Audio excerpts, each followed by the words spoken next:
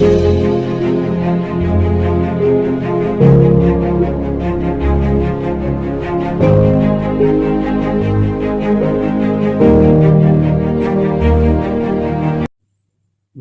once again to our commerce classroom.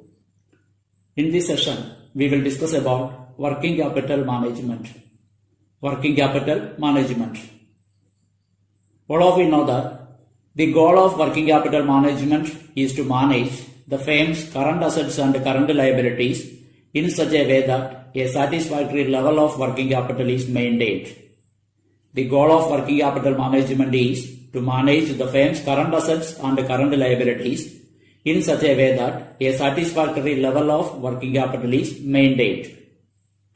If the firm cannot maintain satisfactory level of working capital, it is likely to become insolvent and may even be forced into bankruptcy.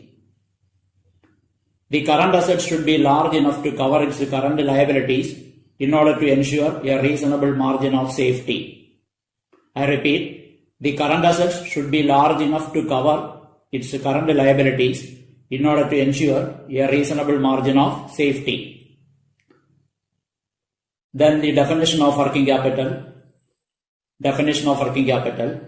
According to Justenberg, circulating capital means current assets of a company are changed in the ordinary course of business from one form to another. For example, from cash to inventories, inventories to receivables, receivables into cash. I repeat the definition given by Justenberg. Circulating capital means current assets of a company are changed in the ordinary course of business from one form to another. For example, from cash to inventories, inventories to receivables, receivables into cash. Then another definition given by Shubin. Working capital is the amount of funds necessary to cover the cost of operating the enterprise. I repeat, working capital is the amount of funds necessary to cover the cost of operating the enterprise. Then concepts of working capital. Concepts of working capital. There are two concepts of working capital. First concept, balance sheet concept. Second concept, operating cycle or circular flow concept. Firstly, we discuss about balance sheet concept. Balance sheet concept. There are three interpretations of working capital under the balance sheet concept. First interpretation of working capital, gross working capital. Second one, net working capital. Third one, zero working capital. Firstly, we discuss gross working capital. Gross working capital means the total of current assets.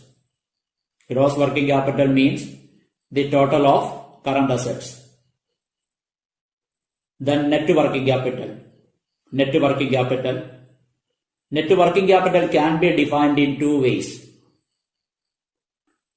First way, net working capital is equal to current assets minus current liabilities. Net working capital is equal to current assets minus current liabilities. Second way, net working capital is that portion of current assets which is financed with long-term funds. Net working capital is that part of current assets which is financed with long-term funds. For the purpose of working capital management, net working capital can be said to measure the liquidity of the firm. The goal of working capital management is to manage the current assets and current liabilities in such a way that an acceptable level of net working capital is maintained.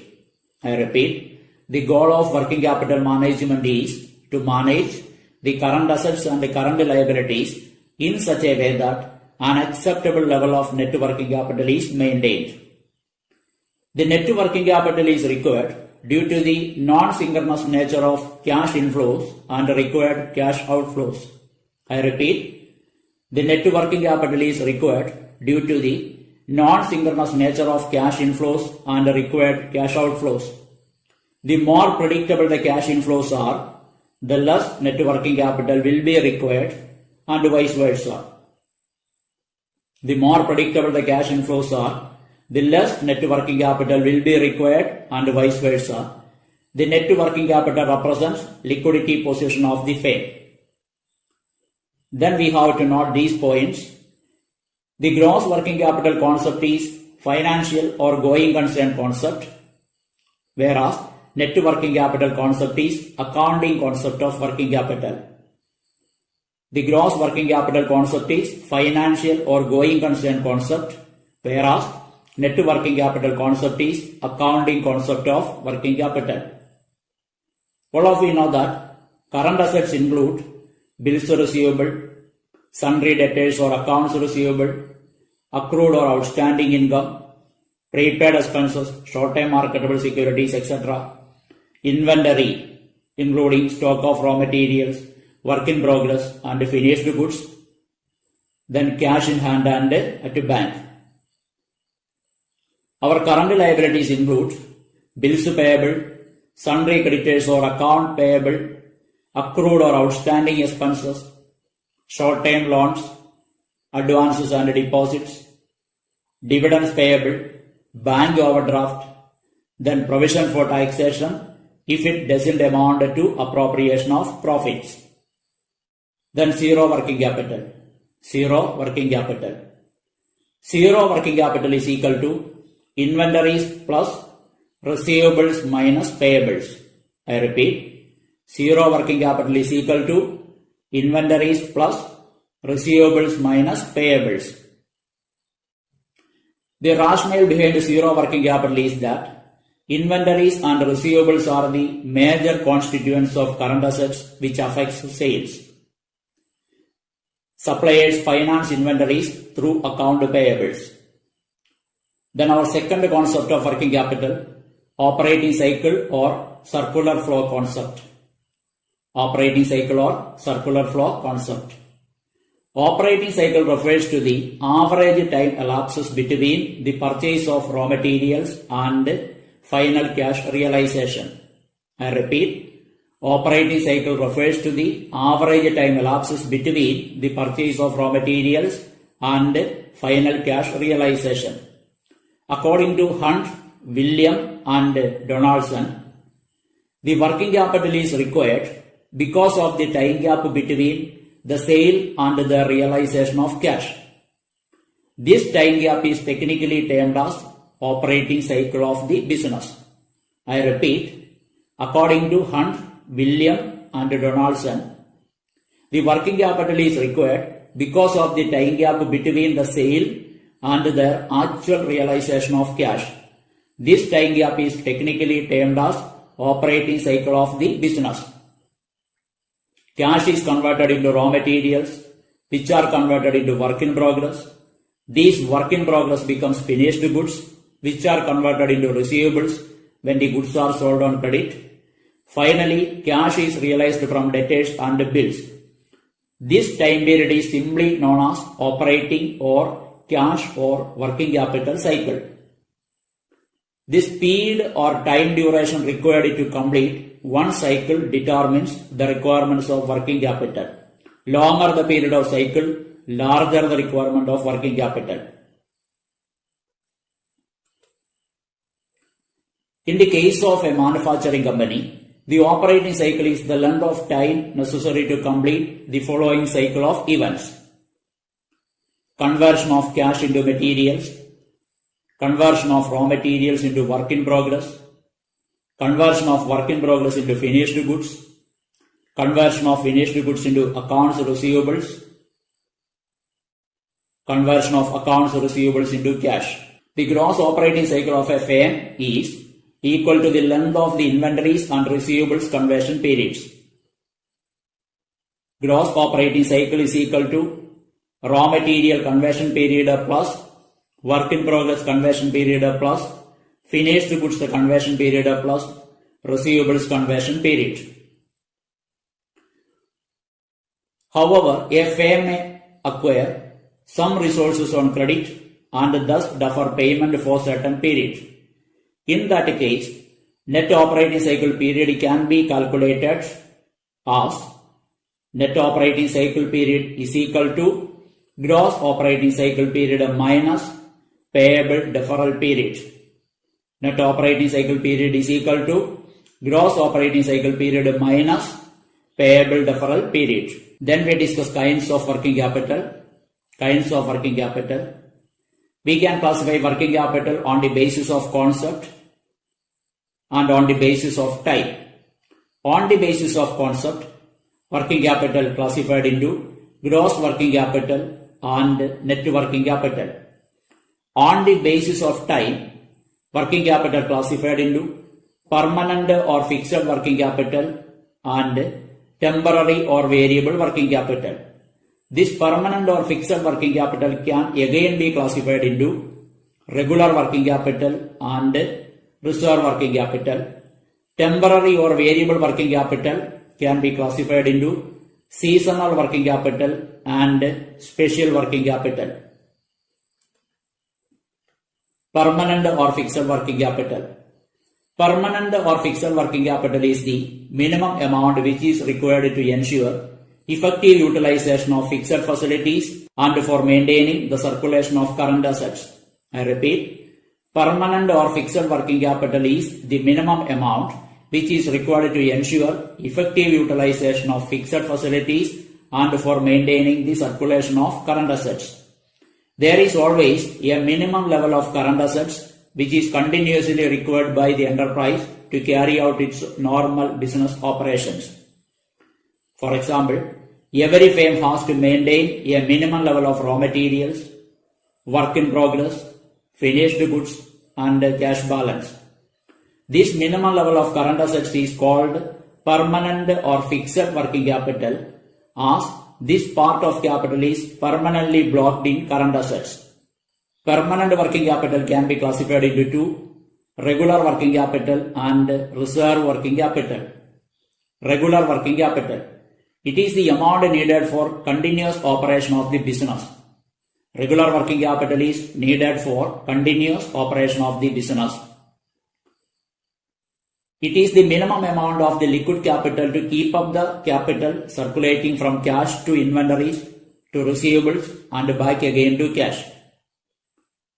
Then second one, reserve margin or cushion working capital. Reserve margin or cushion working capital. It is the excess working capital over regular working capital that should be kept in reserve for contingencies that may arise at any time. Reserve working capital is the excess working capital over regular working capital that should be kept in reserve for contingencies that may arise at any time.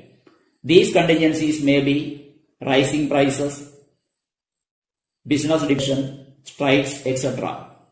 Then temporary or variable working capital. Temporary or variable working capital. Any amount over and above the permanent working capital is called temporary or variable working capital. Any amount over and above the permanent working capital is called temporary or variable working capital.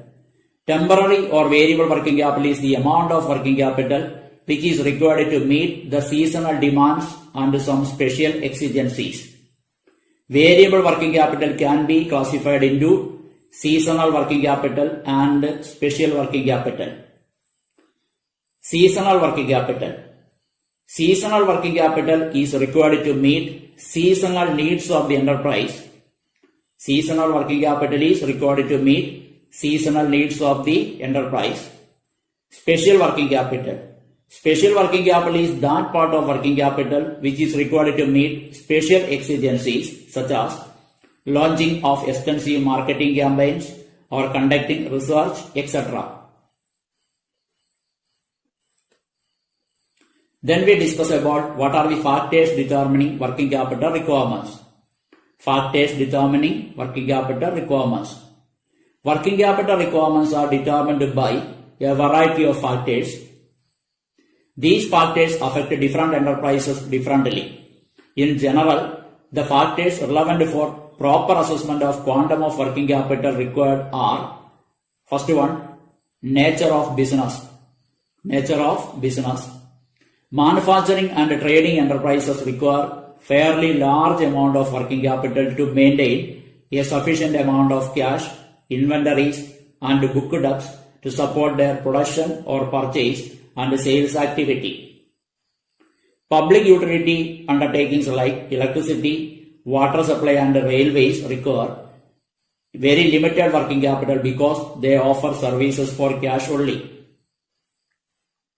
Second factor determining working capital requirements, production cycle. Production cycle. Longer the production cycle, the larger the working capital required and vice versa. Third factor affecting working capital requirements, trade cycle. Trade cycle. There are different phases of business cycles: boom, recession, depression and recovery.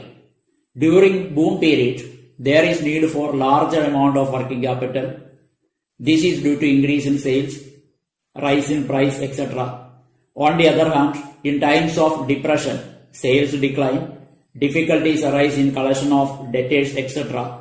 During the period of depression, firms may have large amount of working capital lying idle. Fourth factor determining requirement of working capital, credit policy. Credit policy. A concern which purchases on credit and sells on cash will require less amount of working capital. If a concern which buys everything on cash and sells on credit, it will need a large amount of working capital. Another factor determining requirement of working capital, growth and expansion of business. Growth and expansion of business. A growing concern needs more working capital to finance its increasing activities and expansion. But working capital requirements are low in case of static concerns. Another factor determining working capital requirement, nature and value of product. Nature and value of product. If the cost of raw material is a large proportion of the total cost of the finished product, working capital required will be large. Another factor determining the requirement of working capital, earning capacity and dividend policy. Earning capacity and dividend policy. Some firms have more earning capacity than others due to quality of their products, monopoly conditions, etc. Such firms with high earning capacity may generate cash profits from operations and contribute to the working capital. The dividend policy of a concern also influences the requirement of its working capital. Another factor, depreciation policy. Depreciation policy. Enhanced rate of depreciation has a positive impact on the working capital for two reasons. Lower tax liability and hence more cash profits, and second reason, lower disposal of profits and therefore a smaller dividend payment. Another factor determining working capital requirements, operating efficiency. Operating efficiency. Efficiency of operations accelerates the pace of cash cycle and improves the working capital turnover, resulting in reduced requirement of working capital. Another factor, availability of raw material. Availability of raw material. To meet vagaries in the unavailability, the firm should store excess raw materials for uninterrupted production. Such a firm should tend to have high level of working capital. Another factor determining the requirement of working capital, seasonal fluctuations. Seasonal fluctuations. Certain industries manufacture and sell goods only during certain seasons. Such a concern require larger amount of working capital during the season. Another factor, price level changes. Price level changes. Changes in the price level also affect the working capital requirements. Generally, the rising prices will require the firm to maintain larger amount of working capital as more funds will be required to maintain the same current assets.